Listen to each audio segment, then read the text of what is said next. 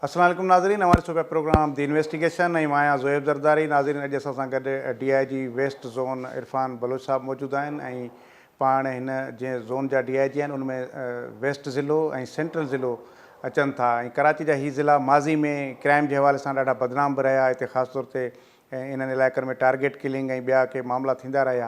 पर अॼोके प्रोग्राम में असां इन ॻाल्हि जो जाइज़ो वठंदासीं त हिन वक़्तु इन ज़ोन जी छा सूरत हाल आहे, अमन अमान जे हवाले सां केतिरो पुरसुकून ऐं सॼो जेको ज़ोन आहे उहो आहे, ऐं उनखां अलावा ॿिया क़िस्म जा जेके क्राइम आहिनि उन्हनि जो रेशो कीअं आहे ऐं उन हवाले सां पुलिस जा जेके एफर्ट्स आहिनि उहे कहिड़ा आहिनि, कार्रवायूं पुलिस कहिड़ियूं करे रही आहे ऐं इन क़िस्म जा जेके ख़ासि तौर ते सोशल जेको क्राइम आहे उनखे रोकण जे लाइ पुलिस केतिरा एफर्ट्स वरिता आहिनि ऐं या अञा घणो कुझु करण जी ज़रूरत आहे। इन मौज़ू ते असां अॼोके प्रोग्राम में ॻाल्हि ॿोल कंदासीं।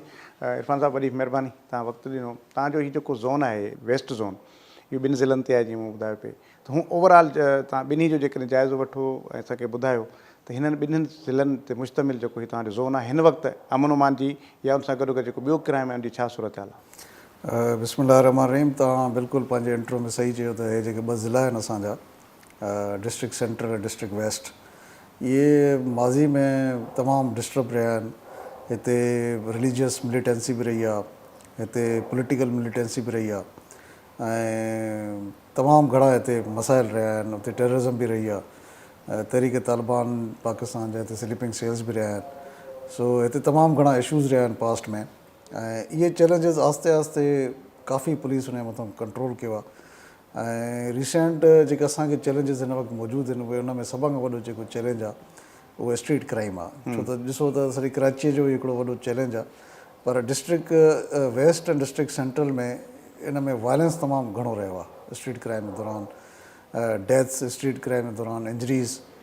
सो उनजे करे हिते इहे इशूज़ रहिया आहिनि ऐं असां जेके गुज़श्ता जेके 6-7 महीना गुज़रिया आहिनि असां सॼो जेको फोकस आहे स्ट्रीट क्राइम जे मथां कयो आहे ऐं स्ट्रीट क्राइम में जेको वायलेंस आहे उनखे घटि करण जी पूरी कोशिशि कई आहे।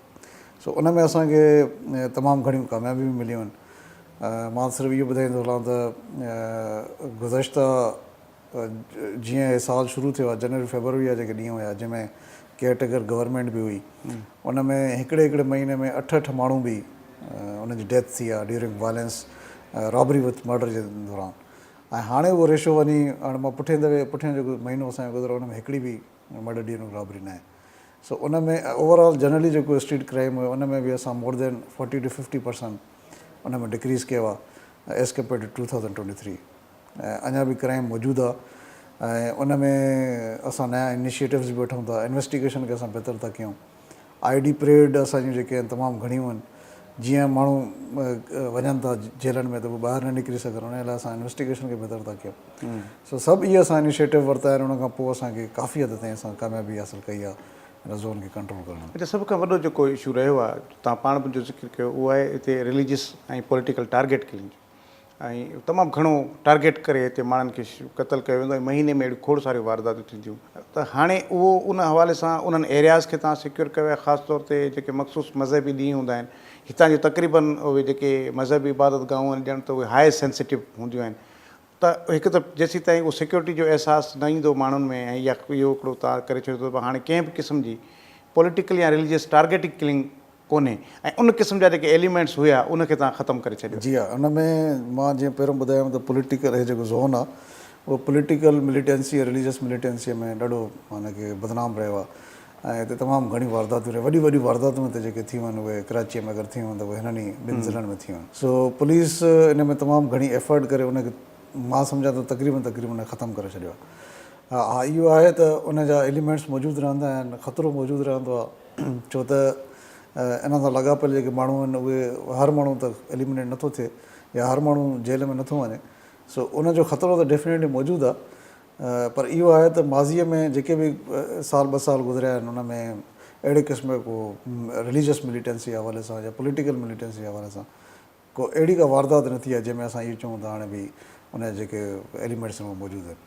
बहरहाल इहो ख़तरो डेफिनेटली मौजूदु रहंदो आहे, उनजे लाइ असां एफर्ट कंदा रहंदा आहियूं। अच्छा, हुन सां गॾो गॾु जीअं ॻाल्हि कई वई त हिते रिलीजियस जेके जॾहिं एक्टिविटीज़ थियनि थियूं त ज़ाहिर आहे हिकिड़ो हाई रिस्क ज़ोन बि त आहे पंहिंजे हिसाब सां, त पोइ तव्हां जेका लोकल कम्यूनिटी आहे, मज़हबी जेके अॻुवान आहिनि या जेके सियासी अॻुवान आहिनि, मतिलबु कम्यूनिटी खे आऊं चवां त उनखे तव्हां कीअं पाण गॾु खणी हलो था त जेके इहे जेके बि ॾींहं हूंदा आहिनि मज़हबी ॾींहं उहे पुरसकून ऐं पुरमन तरीक़े सां गुज़रे। हिन में सभ खां पहिरियों त कम्युनिकेशन जो बहितर हुजणु तमामु ज़रूरी आहे। जेके रिलीजियस लीडर्स आहिनि, पॉलिटिकल लीडर्स आहिनि, उन्हनि सां कम्युनिकेशन चैनल्स खुलियल हुजनि, उन्हनि सां वारे वारे सां असां ॻाल्हाईंदा रहूं। ऐं जीअं हाणे मुहर्रम जा ॾींहं हुया त असां जेके बि अहल तशी जी कम्यूनिटी हुई उनखे असां तमामु जेका कम्युनिकेशन हुई असांजी तमामु बहितरीनु हुई। असांजी वारे वारे सां मीटिंग्स थियनि पियूं, हिकु हिकु शइ खे असां फोकस पिया कयूं, नंढी नंढी शइ खे असां फोकस पिया कयूं। सो इहे जेके पुलिस जा जेके सॉफ्ट जेको पुलिसिंग हूंदी आहे, जंहिंमें असां कम्युनिकेट कंदा आहियूं, इंटरेक्ट कंदा आहियूं, इहो बि तमामु इम्पॉर्टेंट हूंदो आहे। त जीअं असां के अहिड़े फैक्शन खे, अहिड़े फैक्टर खे इनकरेज न कयूं त उहो इहो चए त पुलिस त असांजी ॿुधे नथी, तंहिंजे करे असां रिज़ॉर्ट कयूं वायलेंस जे तरफ़ या वायलेंस तरफ़ वञूं, छो त असांजी त किथे ॿुधी नथी वञे। सो इहो एक्सक्यूज़ असां हुननि खे न ॾियणु चाहींदा आहियूं। ऐं हिन जे करे असांजे कम्युनिकेशन चैनल्स हर कम्यूनिटी सां, चाहे उहो पॉलिटिकल लीडरशिप हुजे, रिलीजियस लीडर्स हुजनि, माइनॉरिटीज़ हुजनि, असांजा जेके कम्युनिकेशन चैनल्स आहिनि तमामु सुठा आहिनि। असांजी इंट्रैक्शन तमामु सुठी आहे। ऐं उहो बि मां तव्हांखे ॿुधायां, उहो जेको ट्रस्ट डेवलप थिए थो, उहो ट्रस्ट बि तॾहिं डेवलप थिए थो जॾहिं पुलिस जेका आहे पंहिंजो कमु करे थी, पंहिंजे बहितर तरीक़े सां, प्रोफेशनल तरीक़े सां। अगरि तव्हांजे इलाइक़नि में क्राइम्स तमामु घणा आहिनि, सोशल क्राइम तमामु घणा आहिनि, मंशियात तमामु घणी आहे, त इहे जेके कम्यूनिटी लीडर्स आहिनि उहो तव्हांजे मथां ट्रस्ट न कंदो, पोइ तव्हां सां इंटरेक्ट न कंदो बि त उनजी जेका ट्रस्ट लेवल हूंदी उहा न हूंदी। सो जेको पहिरियों जेको मक़सदु इहो आहे त तव्हांजे इलाइक़नि में पुलिस कमु करे, प्रोफेशनल तरीक़े सां कमु करे, विक्टम्स जेके थियनि था क्राइम जा उन्हनि खे एड्रेस करे, उन्हनि सां मेल मुलाक़ात करे, उन्हनि जी मुश्किलातुनि खे हल करण जी कोशिशि करे, पोइ तव्हां जेके कम्यूनिटी लीडर्स आहिनि तव्हां त ट्रस्ट कंदा। ऐं जेके बि रिलीजियस इवेंट्स थियनि था, जंहिंमें मुहर्रम आहे या पंहिंजो रबीउल अव्वल आहे, या जीअं हाणे होली आहे, क्रिश्चन्स जा जेके ॾींहं थियनि था, ईस्टर थिए थो, पोइ तव्हांजे मथां पुलिस जे मथां ट्रस्ट डेवलप थिए थो ऐं पोइ इहे सभु मामला जेके हल थी था वञनि। अच्छा इरफान साहिबु, हिकिड़ी शइ त जीअं तव्हां चयो पिया काफ़ी हद ताईं टारगेट किलिंग जेका आहे उहा ख़तमु थी चुकी आहे, काफ़ी उन में माण्हू जेलुनि में आहिनि ऐं कुझु ज़ाहिर आहे जेकॾहिं काॾे विया हूंदा या लिकी विया हूंदा किथे, ईअं आहे त हिकिड़ो को क्राइम ख़तमु थियो आहे त उहो क्रिमिनल जेको आहे उहो जेको बाक़ी जेको जेल में न आहे उहो छा कंहिं वरी फज़ीलत वारी ज़िंदगी में, शराफ़त वारी ज़िंदगी ॾे आयो आहे, या पोइ उन ई वरी मोबाइल स्नैचिंग शुरू कई आहे, उन वरी एक्सटॉर्शन शुरू कई आहे, ईअं थियो आहे? जी हा, उन में ईअं आहे त तव्हांजो वॾो इम्पोर्टेंट क्वेश्चन आहे। हिते हिकिड़ी कराची में थ्योरी आहे त रिपीट अफेंडर्स, तव्हां बार बार ॿुधंदा हूंदा त जेको क्राइम वारे वारे सां जेको क्राइम कनि था उहे रिपीट अफेंडर्स असां उनखे चवंदा आहियूं जेको जेल हली वियो हुजे, ज़मानत ते आज़ादु थियो हुजे, वरी अफेंस कंदो हुजे, रिपीट कंदो हुजे, बार बार रिपीट कंदो हुजे। सो असां इहो ॾिठो आहे त 70% माण्हू जेके ॿाहिरि निकिरनि था उहो वरी रिपीट कनि था, उहो क्राइम खे वारे वारे सां कनि था। सो उनखे असां जॾहिं स्टडी कयोसीं, police leadership as a whole उनखे स्टडी कयो त उन में असां इहो ॾिठोसीं त इन्हनि जी जल्दी बेल थी थिए। यानी की असां वॾे में वॾो क्रिमिनल अगरि असां जेल पिया मोकिलियूं त within 1 month, 15 days, 10 days, even 5 ॾींहंनि में बि उन्हनि जी बेल थी पई वञे। पोइ असां इहो ॾिठोसीं त इहो आया इन्वेस्टिगेशन जी ख़ामी आहे या प्रोसिक्यूशन जी ख़ामी आहे। उन में असांखे इहो महसूसु थियो त असांजी इन्वेस्टिगेशन बि ॾाढी पुअर आहे। पोइ असां इन्वेस्टिगेशन खे बहितर कयोसीं। असां जेके विक्टम्स आहे उन्हनि खे इहो राज़ी कयोसीं त तव्हां उन्हनि खे आइडेंटिफाई कयो। जॾहिं आइडेंटिफाई कंदा, FIR दर्ज कंदा त पोइ असां ॾिठोसीं त उहे जेल में वधीक अर्सो रहंदा। सो तव्हांजो सुवालु इहो आहे त आया उहे वाक़ई रिपीट कनि था? Yes, they are again doing it again and again, convert बि कनि था। माना अॼु जेकॾहिं मोबाइल फुरियूं त सुभाणे कंहिं भते लाइ विया हलिया, वरी कंहिं चोरी कयूं। अच्छा, इहो उन्हनि जी वरी जेका एक्टिविटी आहे उहा डेंजरस बि थींदी थी वञे। फॉर एग्ज़ाम्पल, पहिरियों जॾहिं उहो जेल में वियो आहे त मोबाइल स्नैचिंग में वियो आहे। जॾहिं ॿीहर निकिरे थो त पोइ मोबाइल स्नैचिंग दौरान माण्हू बि मारे थो, थोरो इम्बोल्डन बि थी वञे, बहादुर बि थी थो वञे त यार हाणे मां सिस्टम खे ॾिसी छॾियो आहे, मां कीअं अंदरि वेंदुमि, कीअं ॿाहिरि निकिरंदुमि। तंहिंजे करे उहो थोरो डेस्परेट बि थिए थो ऐं डेंजरस बि थिए थो। अच्छा इरफान साहिबु, जीअं तव्हां पाण ॻाल्हि कयो 3 फैक्टर त आहिनि। हिकिड़ा त भई प्रोसिक्यूशन में कमज़ोरियूं अचनि थियूं वञनि, इन्वेस्टिगेशन में कमज़ोरियूं अची थियूं वञनि, ॿियो ख़ुदि FIR जो कटिजण में जेको वॾो हिकिड़ो टेक्निकल मामिलो आहे असां वटि, त FIR में बि अहिड़ियूं शयूं अची थियूं वञनि जंहिंजे करे उन मां लॻी वकील खे ख़बर पइजी वेंदी आहे त बसि हिन में हे जुमिलो जेको लिखियलु आहे बसि बेल थी वेंदी। त हिकु त माना उहो जेको FIR लिखण वारो जेको मुंशी आहे उनखे केतिरो ट्रेंड करण जी ज़रूरत आहे। ऐं ॿियो ईअं करे सघिजे थो त तव्हां पुलिस जे अंदरि बि छा आहे का लीगल विंग या हिकिड़ी लीगल टीम हुजे जेका FIR दाख़िल थियण दौरान उन अमले खे, SHO खे या हेड मोहर खे गाइड करे त बाबा हिन क़िस्म जा हिन में सेक्शन्स विझ हिन क़िस्म जा जेके आहिनि से हिन में हीअ जुमिला लिख अहिड़े क़िस्म जी शयूं थियनि त जीअं प्रॉपरली जॾहिं FIR थींदी त उहा वधीक उन में उनखे ॾोहारी खे आसानी न थींदी बेल करण। हिन में मां गुज़ारिश कयां त हाणे inspector general of police Sindh जो इहो इनिशिएटिव हो त असां जेके ड्यूटी ऑफिसर आहिनि उहे असां इन्वेस्टिगेशन जे हवाले कयूं। ड्यूटी ऑफिसर उहो हूंदो ईअं सम्झो त जेको थाणे जो इंचार्ज हूंदो आहे, अगरि SHO मौजूदु न हुजे त आम माण्हूअ खे उहो ई अटेंड कंदो आहे ऐं उहो ई FIR रजिस्टर कराईंदो आहे। सो उहो असां इन्वेस्टिगेशन जे अंडर इन जे करे कयोसीं त इन्वेस्टिगेशन जे जेको असांजा सब इंस्पेक्टर्स आहिनि या इंचार्जिस आहिनि SIOs जंहिंखे असां चवंदा आहियूं, हे उन सां मशवरो करे इन्वेस्टिगेशन FIR दर्ज कनि।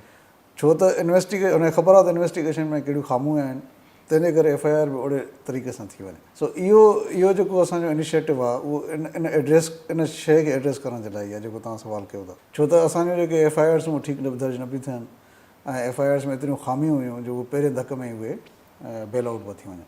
सो इन शइ खे कवर करण लाइ असां ड्यूटी ऑफिसरनि खे ट्रेंड कयो आहे ऐं कोशिशि इहा कई आहे त असांजा जेके ड्यूटी ऑफिसर हुजनि उहे पढ़ियल लिखियल हुजनि, माण्हुनि खे एड्रेस कनि, जेको माण्हू थाणे में अचे थो उनखे अटेंड कनि ऐं फ़ौरन उनजी जेका स्पेशली क्राइम अगेंस्ट प्रॉपर्टी जेका आहे उनजी फ़ौरन FIR दर्ज थिए with the consultation of SIO। अच्छा, ॿियो ॾे सभु ॿी हिकिड़ी शइ पाण वटि पंहिंजी ज़ोन जी ॻाल्हि कयूं त हिन में स्मगलिंग जी जेको इन हवाले सां बदनाम रहियो आहे त हिते ईरानी पेट्रोल डीज़ल इहो अचे, ॿियूं शयूं अचनि ऐं उन सां गॾोगॾु इहो जेको मंशात आहे, इहे समूरियूं शयूं इहो जेको सोशल क्राइम आहे इहो त ख़ैर आहे त जिथे किथे, पर माना पाण छाकाणि त स्पेसिफिक तव्हांजी ज़ोन ते पिया ॻाल्हायूं, पर इहो बि हिकिड़ो तासुरु मौजूदु आहे त इहो सोशल क्राइम त पुलिस जी मदद खां सवाइ थी नथो सघे। मतिलबु उहो हेड मोरर खे या SHO खे ख़बर हूंदी आहे, उनजी मोकल जो लफ़्ज़ जेको इस्तेमालु थींदो आहे उनजी मोकल सां ई इहे शयूं थियनि थियूं। केतिरी सचाई आहे इन में त इन क़िस्म जो क्राइम में पुलिस भाईवार आहे उन क्रिमिनल सां? जेके बि ज़िला या जेके ज़ोन्स बलोचिस्तान जे बॉर्डर सां लॻनि था उन में असांजो वेस्ट ज़ोन बि आहे। डिस्ट्रिक्ट वेस्ट असांजो जेको आहे उहो बॉर्डर उन सां बलोचिस्तान सां लॻे थो ऐं बलोचिस्तान जो बॉर्डर तमामु उन वेझो आहे। ईअं सम्झो त तव्हांखे ख़बर ई न पवंदी त आया तव्हां बलोचिस्तान में बीठा हो या तव्हां कराची में बीठा आहियो। हुन तरफ़ साकरान आहे, विच में हिकिड़ी नदी आहे ऐं नदी almost most of the time उहा सुकल हूंदी आहे। सो तव्हांजो जेको बॉर्डर आहे तमामु पोरस आहे, वीक आहे, कमज़ोर आहे ऐं तव्हांखे कॾहिं कॾहिं ख़बर न पवंदी त मां बलोचिस्तान में बीठो आहियां या कराची में बीठो, माना एतिरो यानी की उहो पोरस आहे बॉर्डर असांजो। उनखे कंट्रोल करण जे लाइ तव्हांजी ॻाल्हि ठीकु आहे त हिन में काफ़ी पुलिस जी बदनामी रही आहे ऐं हालांकि हिन कस्टम खे हैंडल करण लाइ ॿिया डिपार्टमेंट्स मौजूदु आहिनि। स्मगलिंग खे रोकण जे लाइ प्रॉपर कस्टम्स मौजूदु आहे, हुन में डिपार्टमेंट्स मौजूदु आहिनि, हुन में नफ़री मौजूदु आहे ऐं नार्कोटिक्स खे रोकण लाइ ANF मौजूदु आहे। पर अनफॉर्चुनेटली बदनामी पुलिस जी आहे। पोइ जेके बि बॉर्डर एरियाज़ आहिनि अनफॉर्चुनेटली हुते इहे प्रॉब्लम्स रहनि था स्मगलिंग जा। पोइ उन में हाईएस्ट लेवल ते इहा कोशिशि थी आहे त हिनखे रोके वञे। असांजे वेस्ट ज़ोन में जॉइंट पिकेट क़ाइमु कयूं वयूं आहिनि। उन में हमदर्द जेका असांजी चेक पोस्ट आहे, जेका बॉर्डर आहे between the Balochistan and Karachi, उन में जॉइंट पोस्ट उन में कस्टम बि आहे, रेंजर्स बि आहे ऐं पुलिस बि आहे।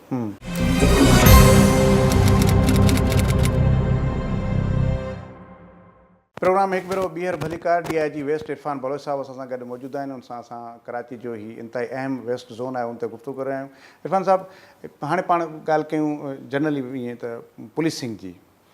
पुलिसिंग सां ॿ मामला हिकिड़ा त आहिनि। हिकिड़ा त ख़ुदि पुलिस जो मोराल तमामु घणो डाउन थियल आहे। मतिलबु हिकिड़ो माण्हू आहे उहो पुलिस खां त ॼण त डिॼे बि कोन थो। त हिकिड़ो आम माण्हू उहो पुलिस जी इज़त कोन थो करे त क्रिमिनल किथां डिॼे हिकिड़ी शइ। त हिकु त माना ख़ुदि पुलिस खे पाण खे पंहिंजी पुलिसिंग केतिरो बहितर करण जी ज़रूरत आहे ऐं इन सां गॾोगॾु जेको तव्हां सम्झो था त कहिड़ियूं शयूं आहिनि जेके तव्हांखे रिक्वायर्ड आहिनि हुकूमतुनि खां त जंहिंसां तव्हां पुलिस जो मोरल बिल्डअप करे सघो। इहो मां जनरली पियो चवां, रुॻो तव्हांजी ज़ोन जी न, पर जनरली हुन में मां पहिरियों बि हिन तरफ़ पंहिंजी डिस्कशन में मां इहो इशारो कयो त जॾहिं मुआशिरे में क्राइम तमामु वधिजी वञे थो या माण्हू इहो ॾिसनि था त पुलिस असांखे अटेंड नथी करे, जेके विक्टम्स थियनि था क्राइम जा उनखे अटेंड नथो कयो वञे या इन्वेस्टिगेशन प्रॉपर नथी थिए या रिस्पॉन्ड उनखे नथो मिले या सोशल क्राइम्स मोहल्लनि में या इलाइक़नि में कम्यूनिटीज़ में वधी था वञनि त पोइ माण्हुनि जो जेको ट्रस्ट आहे उहो तमामु घणो लो थो थी वञे ऐं माण्हू इहो सम्झनि था त इहे असांजी प्रोटेक्शन नथा कनि बल्कि असांजी तबाहीअ में इन्हनि जो बि किरदारु आहे। सो इहो त हिकिड़ो तमामु वॾो हिकिड़ो प्रॉब्लम रहियो आहे पुलिस जो ऐं जेको ट्रस्ट डेफिसिट आहे between the public and police, उहो हिकिड़ो तमामु वॾो चैलेंज रहियो आहे असांखे पुलिस लीडरशिप खे बि। सो मुंहिंजी नज़र में त उनजो सभ खां वॾो हल इहो आहे त तव्हां जो एग्ज़िस्टिंग क्राइम आहे जेको चैलेंज आहे तव्हांजो उनखे तव्हां एड्रेस कयो, उनखे अटेंड कयो, उनखे ख़तमु करण जी ऐं उनखे घटि करण जी कोशिशि कयो। जेतिरा क्राइम जा विक्टिम्स घटि थींदा ओतिरो तव्हांजे मथां ट्रस्ट माण्हुनि जो वधीक थींदो। अहिड़ी तरह जेके सोशल क्राइम्स आहिनि उहे ऑफकोर्स कराची तमामु हिकिड़ो वॾो शहर आहे, हुन में उहे ख़तमु त नथो थी सघनि, पर एटलीस्ट उन्हनि में ख़ातिर ख़्वाह जेको डिक्रीज़ अचणु खपे, पोइ माण्हुनि जो तव्हांजे मथां ट्रस्ट डेवलप थींदो। सो पहिरीं ॻाल्हि त इहा आहे त जेको तव्हांजो पहिरियों सुवाल हो जेको ट्रस्ट जो डेफिसिट आहे या जेको माण्हुनि जो एतमाद आहे या जेका नफ़रत आहे उन्हनि खे ख़तमु करण लाइ असांखे इहो पहिरियों कमु त इहो करणु खपे। बाक़ी मां कुझु बि करे वठां, चाहे मां पंहिंजे लाइ केतिरी पब्लिसिटी कयां, केतिरा बि मां व्हाट्सएप ग्रुप्स ठाहियां, केतिरा बि कंप्लेंट सेंटर ठाहियां, केतिरा बि मां पंहिंजे पाण खे मां सेल्फ प्रेज़ करण जी कोशिशि कयां या मां इश्तिहारी मुहिम हलायां, पंहिंजे लाइ मार्केटिंग कयां, उहो पॉसिबल न आहे जेसिताईं आम माण्हू इहो न सम्झे त जेको असांजे मुआशिरे में क्राइम थो थिए या जेको सोशल क्राइम थो थिए उन में जेसिताईं डिक्रीज़ न ईंदी तव्हां कुझु बि कयो तव्हांजे मथां माण्हू ट्रस्ट न कंदा। सो सभ खां पहिरियों इहो आहे त उहो प्रीरिक्विज़िट इहो ई आहे त तव्हां पहिरियों इहो कमु कयो। हा, बाक़ी उनजे लाइ इन टारगेट खे अचीव करण लाइ असांखे छा खपे, जेको तव्हांजे सुवाल जो जेको ॿियो हिसो हुयो उन में सभ खां इम्पोर्टेंट असांजो थाणो आहे। थाणे खे जेतिरो असां मज़बूत कंदासीं, उनजी नफ़रीअ खे वधाईंदासीं, उन्हनि जी इंफ्रास्ट्रक्चर खे वधाईंदासीं, उन्हनि खे गाॾियूं सुठियूं ॾींदासीं त ऑटोमेटिकली उहो जेको क्राइम ते कंट्रोल, छो त थाणो जेको असांजो बेसिक यूनिट आहे, असां कुझु बि करे वठूं, कुझु बि ॿिया थाणो कल्चर तब्दील न थींदो जेसिताईं न थींदो या उनखे प्रॉपर हिकिड़े SHO खे प्रॉपर इंफ्रास्ट्रक्चर न मिलंदो, उनखे रिसोर्सिस न मिलंदा, सो तेसिताईं उहो असांजो मसइलो हल न थींदो। हाणे उनखे इन चैलेंज खे ख़तमु करण जे लाइ IG साहब ऐं पुलिस लीडरशिप प्रोविंशियल गवर्नमेंट इहो तइ कयो त थाणे खे रिसोर्सिस ॾिना वञनि। पोइ उन में इहो आहे त हाणे थाणे खे पहिरियों थाणे खे बजट न हूंदी हुई पंहिंजी, हाणे थाणे खे बजट मिलणु शुरू थी वई आहे। SHO पाण DDO पावर रखे थो, उहो पाण पंहिंजा फंड्स इस्तेमालु करे सघे थो। हाणे हुनखे इहा शिकायत न थियणु खपे त मूंखे गाॾीअ तेल जा पैसा नथा मिलनि, मूंखे स्टेशनरी जा पैसा नथा मिलनि। इवन थाणे खे ठाहिण जे लाइ बि यानी की हुनजी मिनिमम रिपेयरमेंट लाइ यानी की हुनजो को रंग हुजे, बहितर करणो हुजे, हुनखे वॉशरूम ठीकु करणो हुजे त हुन वटि पंहिंजा सफिशिएंट फंड्स अची विया आहिनि। सो मुंहिंजे ख़्याल में इहो वॾो हिकिड़ो रेवोल्यूशनरी स्टेप आहे ऐं इनखे बि अञा अॻिते अगरि असां वधाईंदा हलूं, मॉडल पुलिस स्टेशन्स ठाहियूं, उन्हनि खे गाॾियुनि में बहितरी आणियूं, उन्हनि जी इंफ्रास्ट्रक्चर में बहितरी आणियूं, त मूंखे पूरो यकीन आहे त असां इन टारगेट खे अचीव करे सघूं। अच्छा इरफान साहब, ॿी हिकिड़ी शइ त जीअं कुझु अहिड़ा सब्जेक्ट आहिनि जेके डायरेक्टली पुलिस जे उन में नथा अचनि, जीअं तव्हां पाण बि सवेर ज़िक्र करे वियो त जेका स्मगलिंग थिए थी उहे या त नारकोटिक फोर्स उनखे रोकणु उनजी प्राइम ड्यूटी आहे या वरी कस्टम वारनि जी आहे, पर उन सां गॾो गॾु लैंड ग्रेबिंग जो मामला आहिनि, उते पुलिस वञी बीह रहंदी आहे, उहो पुलिस जी निगरानी में उहे ज़मीनुनि ते कब्ज़ा थी रहिया हूंदा आहिनि, किथे का कंस्ट्रक्शन थिए थी त बि पुलिस जी मोबाइल वञी बीहे थी, या अहिड़े क़िस्म जा जेके ॿिया या जेको रेती बजरी चोरी थिए त पोइ पुलिस, अच्छा तनक़ीद बि पुलिस ते थींदी आहे, पर वजह इहा आहे त पुलिस पाण उन में वञी इन्वॉल्व थी थिए। त उहे सेक्टर जेके डायरेक्टली पुलिस जे उन में नथा अचनि, उते तव्हां कीअं बाउंड कयो था पिया पंहिंजी पुलिस खे त भई हीअ तव्हांखे जेसीं ताईं कॉल न अचे हुन डिपार्टमेंट जे तरफ़ां तव्हांखे वञिणो न आहे, पर हुनजे बावजूदु असांजे हद दख़लनि में वञी रेडी वारे वटि बि बीठा आहिनि, हर चीज़ ते बीठा आहिनि, त इहो कीअं रोके सघे? एग्ज़ैक्टली, असल में छा आहे त जेका असांजी थाणे लेवल ते जेके पावर्स आहिनि उहे तमामु वधीक आहिनि। हिकिड़े SHO एॾा वॾा पावर्स आहिनि, एॾी वॾी यानी की कानून हुनखे एतिरा वॾा एतिरी ताक़त ॾिनी आहे जो माना की हो माना की अगरि चाहे त हर मामले में उहो इंटरफेयर करे सघे थो, पोइ उन कानून खे मरोड़े ई करे थो, पर उहो करे थो। सो इन जे करे उनजे मथां एलिगेशन्स बि लॻंदा, जीअं तव्हां पाण ॿुधायो। हालांकि हुनजो कमु न आहे त लैंड में वञे, पर छा आहे त कब्ज़े जो हिकिड़ो कानून आहे, कब्ज़ो छॾाइण जो हिकिड़ो कानून आहे।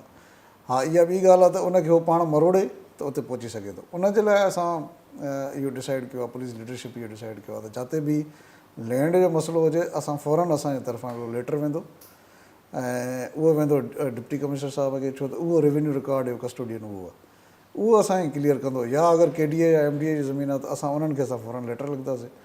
उनखां पोइ उन्हनि पार्टीज़ खे घुराए, बजाए जो असां पाण प्लाटनि ते वञूं, उन्हनि खे रोकियूं, उन्हनि खे असां पंहिंजी फोर्स यूज़ कयूं, पार्टीज़ खे घुराए असां ॿुधाइण जी कोशिशि कंदासीं तव्हां ॿिन्ही मां हिन धुर जे तरफ़ां असांखे कंसर्न डिपार्टमेंट हीअ शइ असांखे ॿुधाई आहे, सो तव्हां महिरबानी करे इशूज़ वञी उन्हनि कंसर्न डिपार्टमेंट सां डील कयो।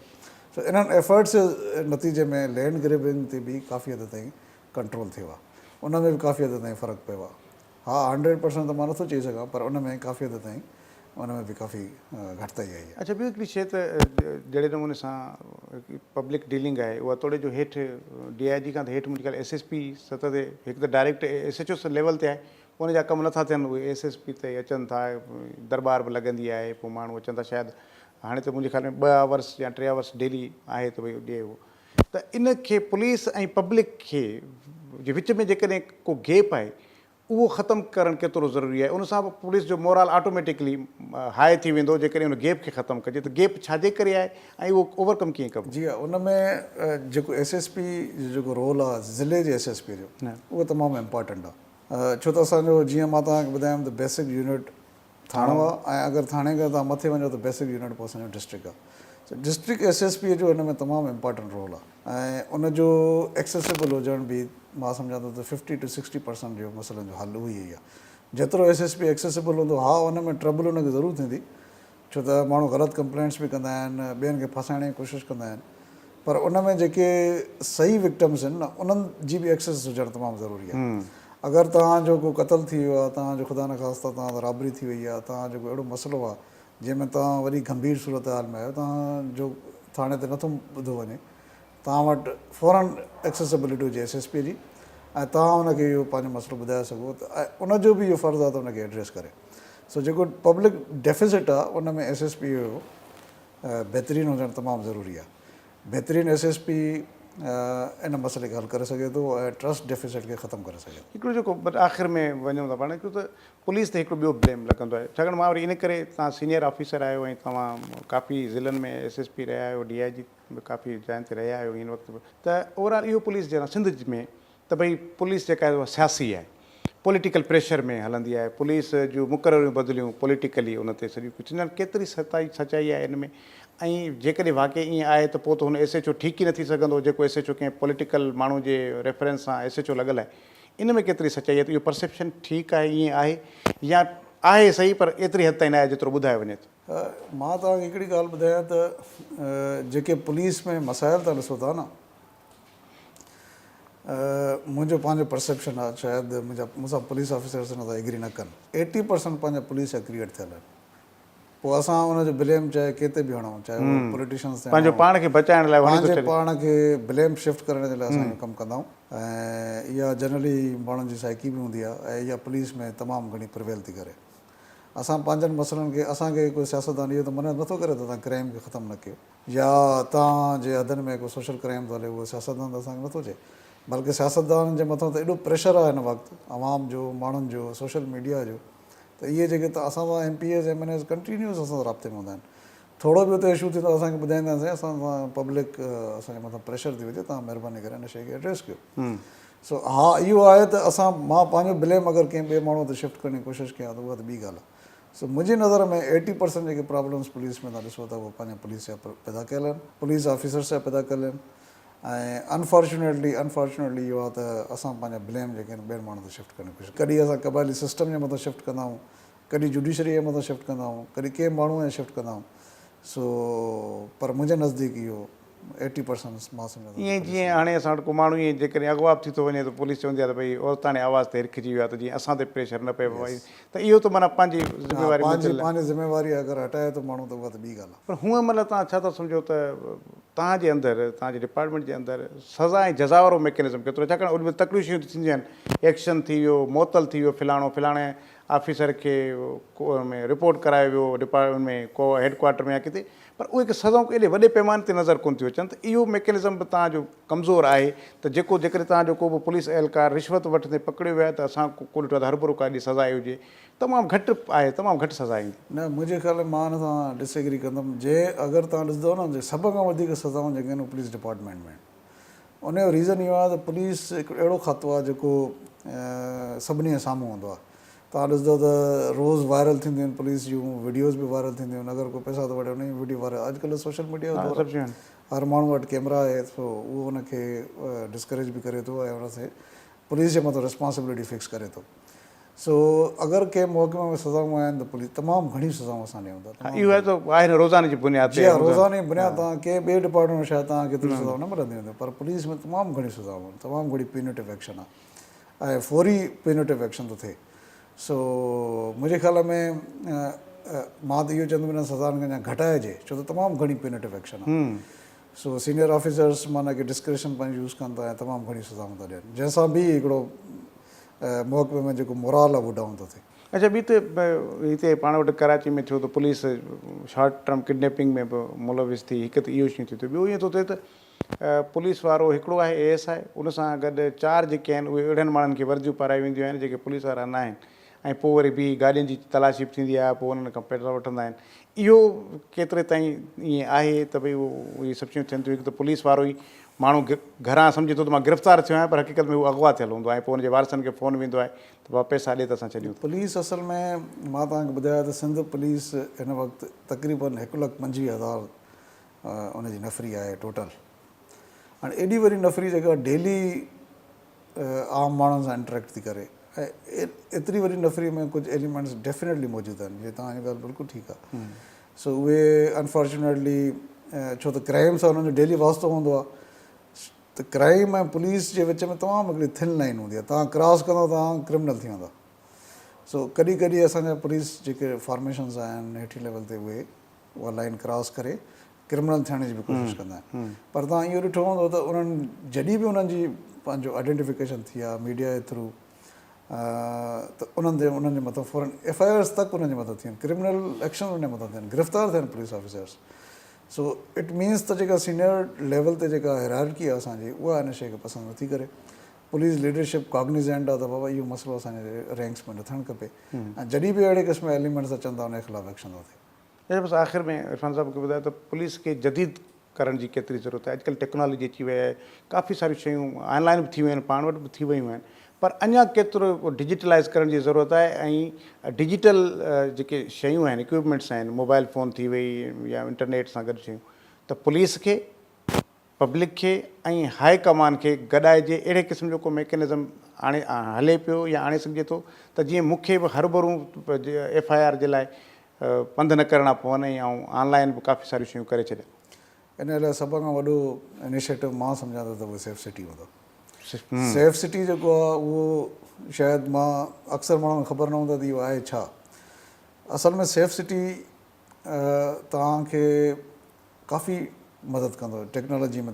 जीअं मां तव्हांखे ॿुधायां, उन में कैमरा जी मदद सां तव्हां ट्रेस करे सघो था क्रिमिनल्स खे, ऐं जॾहिं तव्हां ट्रेस घणो कंदो तव्हांजो क्राइम ऑटोमेटिकली डाउन थी वेंदो। मां तव्हांखे नंढिड़ो एग्ज़ाम्पल ॾियां, हाणे रिसेंटली हिते डिस्ट्रिक्ट सेंट्रल में हिकिड़ी वकील साहिब जी नंढड़ीअ खे हिकिड़ो अक्यूज़ खणी वियो, हुन नंढड़ी ॿार खे हुन रेप कयो ऐं अनफॉर्चुनेटली उन ॿार जी डेथ बि थी वई। असां हुनखे कैमरा जे ज़रिए आइडेंटिफाई कयो, कैमरा जे ज़रिए असां विदिन 24 आवर्स हुनखे गिरफ़्तार कयो। हाणे हे उहे कैमराज़ आहिनि जेके तव्हांजे दुकान जे ॿाहिरि लॻल आहिनि, तव्हांजे घर जे ॿाहिरि लॻल आहिनि, हे जेके पब्लिक जी पब्लिक जेके पाण आहियूं तव्हांजे सेफ सिटी प्रोजेक्ट न। अगरि सेफ सिटी ते अचे कराची में, उनजा तमामु घणा फ़ाइदा आहिनि। उहो पोइ हिकिड़ो सेंट्रलाइज़्ड हेडक्वाटर तव्हांजो थी थो वञे, उते तव्हां कंप्लेन लॉन्च करे सघो था, उते तव्हां आम माण्हू एक्सेस करे सघे थो, उते सेंट्रलाइज़्ड असांजो क्रिमिनल रिकॉर्ड सिस्टम मैनेजमेंट थी सघे थो। तमामु घणा हुनजा फ़ाइदा आहिनि। त मुंहिंजे जेको तव्हांजे सुवाल जो जेको हिकिड़ो ई आंसर आहे मुंहिंजे नज़दीक, उहो आहे त सेफ सिटी। जेतिरो जल्दी सेफ सिटी कराची में ईंदो ओतिरो असां अॻिते। ऐं उन सां गॾोगॾु जेके शॉपकीपर्स आहिनि या जेके पाण अफोर्ड करे सघनि था घर, उन्हनि खे एनकरेज कजे त भई उहो असां पंहिंजे लेवल ते कयूं था। उन में असां तमामु घणी इम्प्रूवमेंट कई आहे, ऐं असां उन्हनि खे घुराए, असांजा फोकल पर्सन ठहियल आहिनि हर थाणे ते, जेके माण्हुनि ते वञी उन्हनि खे रिक्वेस्ट कंदा आहियूं त तव्हां हिननि जॻहियुनि ते कैमरा हणायो, ऐं उन्हनि जिते बि क्राइम जो अफेंस थिए थो असांजे माण्हू ते फ़ौरन उहो फोकल पर्सन पहुचे थो ऐं उन मां वीडियो हासिलु करण जी कोशिशि थो करे। सो असां पंहिंजे तौर ते, ऐं इन खां अलावा असां पब्लिक प्राइवेट पार्टनरशिप में विया आहियूं, माण्हुनि खे रिक्वेस्ट कई आहे, जंहिंमें CDK आहे, उन्हनि असांजे ॿिनि 3 थाणनि ते असांजे सेंट्रल में बि कैमराज़ हणी ॾिनियूं आहिनि, त जीअं असांजी कैमरा जी कवरेज जेसिताईं सेफ सिटी मुकमल तौर ते अचे। सो इहे सभु इनिशिएटिव असां पंहिंजे तौर ते बि कयूं था, पर safe city is the best answer जेको तव्हांजो सुवालु आहे। त इरफान साहिब, वॾी महिरबानी। थैंक यू, वॾी महिरबानी तव्हांजी।